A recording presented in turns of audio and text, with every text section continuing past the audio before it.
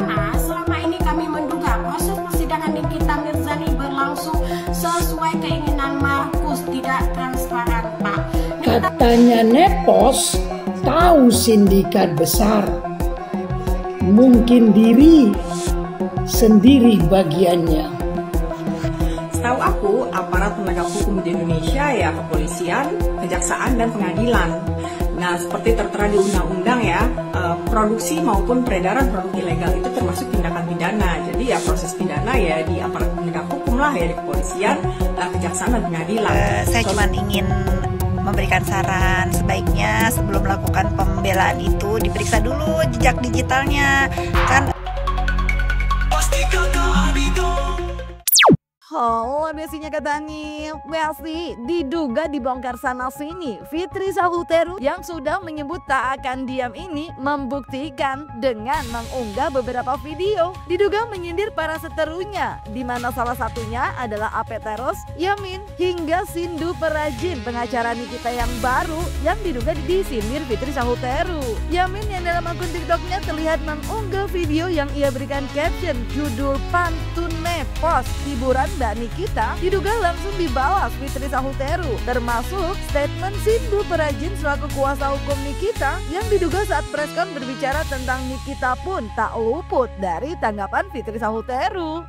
Reza untuk direview oleh Nikita Mirzani itu yang baik-baik ya. izin stage ya, ini nggak tahu nih akunnya siapa, seliweran di TikTok saya. Saya cuma mau menyapa salam kenal Ibu tim lawyernya NM yang terbaru ya. Saya cuma ingin memberikan saran, sebaiknya sebelum melakukan pembelaan itu diperiksa dulu jejak digitalnya.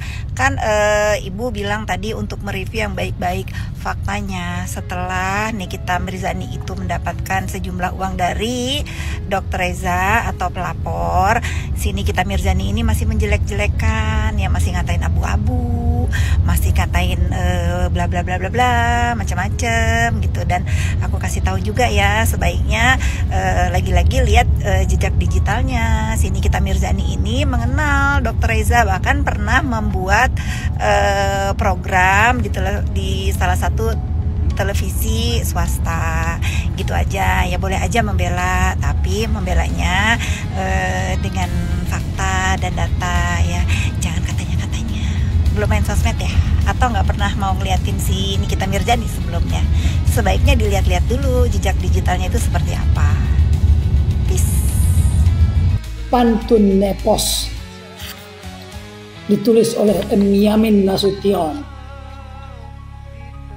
Pergi ke dusun membeli kelapa, kelapa muda manis rasanya. Nepos bicara seperti ayam tanpa kepala, janji diucap tiada nyata.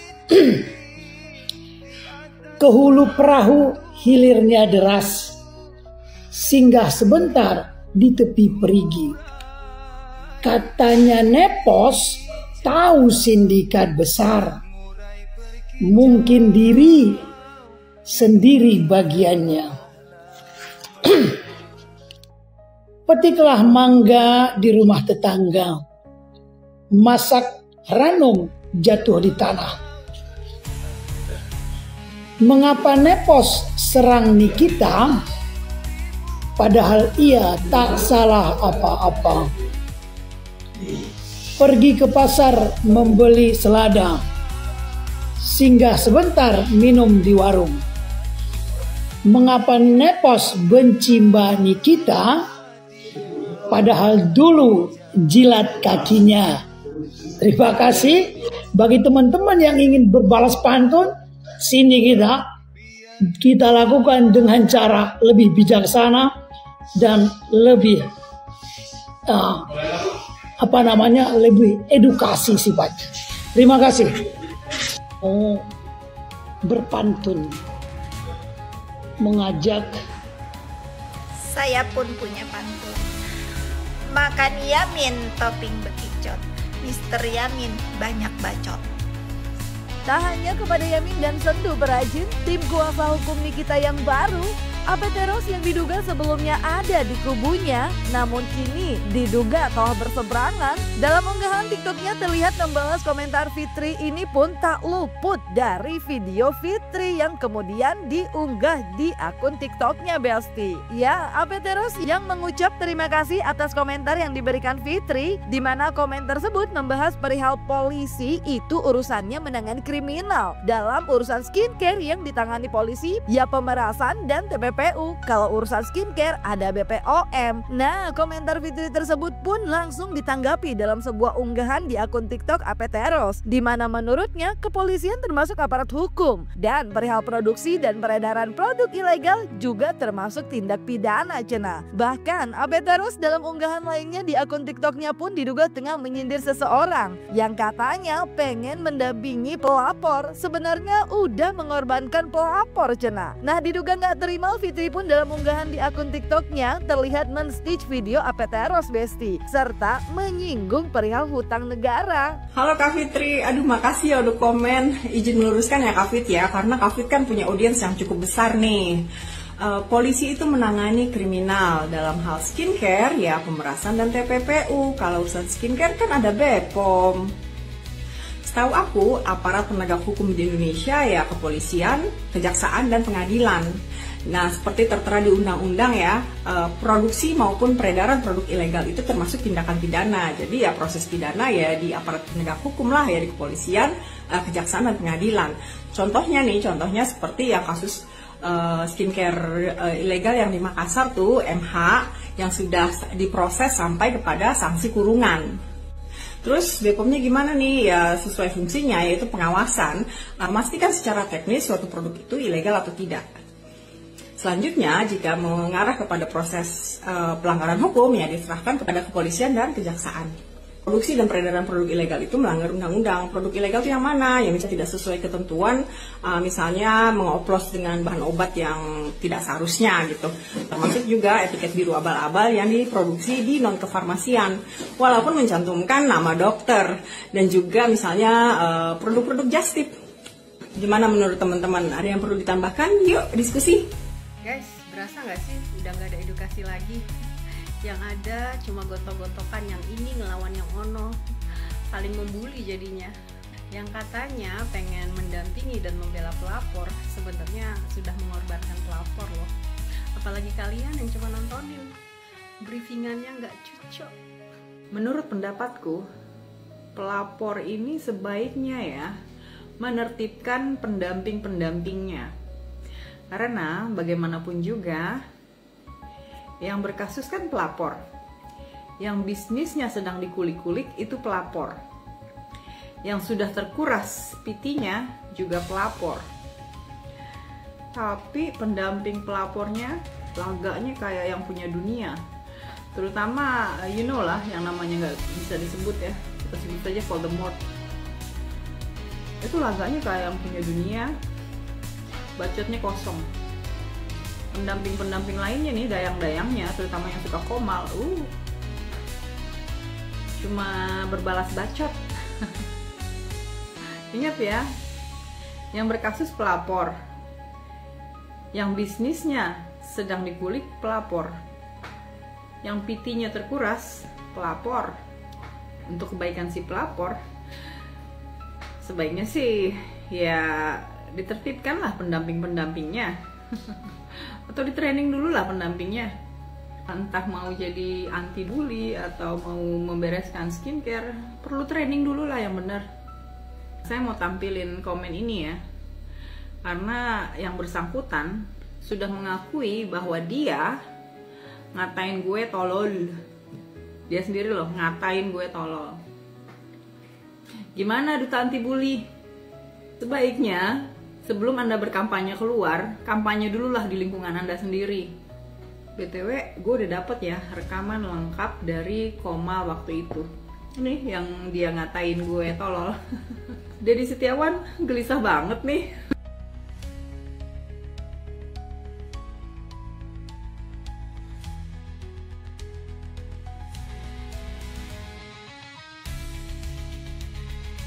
Halo Kak Fitri, aduh makasih ya udah komen. Izin meluruskan ya Kak Fit ya, karena Kak Fit kan punya. Halo juga Apeteros. Nah, di sini aku mau bertanya nih ya, tolong jawab dengan jujur. Aku mendapatkan data ini kalau ada yang berhutang dengan negara. Kira-kira yang berhutang siapa sih Apeteros?